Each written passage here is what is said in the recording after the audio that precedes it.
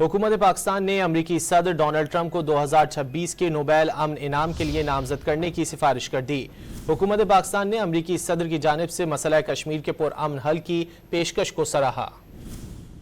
हुकूमत पाकिस्तान ने यह फैसला सदर ट्रंप की सिफारती मदाखिलत और हालिया पाक भारत कशीदगी के दौरान उनकी कलीदी क़यादत के एतराफ़ के तौर पर किया। हुकूमती एलानिया के मुताबिक बैनुल-अक़वामी बरादरी ने भारतीय जारहियत का मुशाहिदा किया, जो पाकिस्तान की खुद मुख्तारी और इलाकाई सालमियत की संगीन खिलाफ वर्जी थी।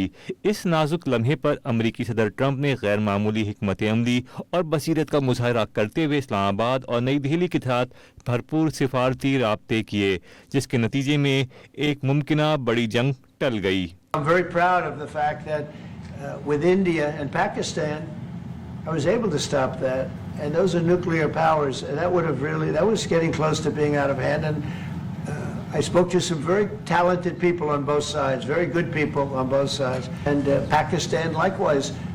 They have very strong leadership. Some people won't like when I say that, but you know, it is what it is. And they stopped that war.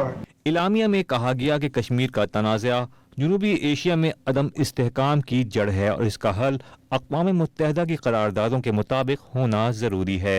हालिया पाक भारत कशीदगी में अमरीकी सदर की क़यादत ने उनकी अमली सिफारती किरदार और अमन कायम रखने की कोशिशों को वाज़ेह किया। हुकूमत पाकिस्तान ने उम्मीद जाहिर की कि सदर ट्रंप की ये कोशिशें न सिर्फ जनूबी एशिया बल्कि मशरिक़ वस्ता में भी अमन व इस्तेहकाम के फ़रोग़ में मददगार साबित होंगी।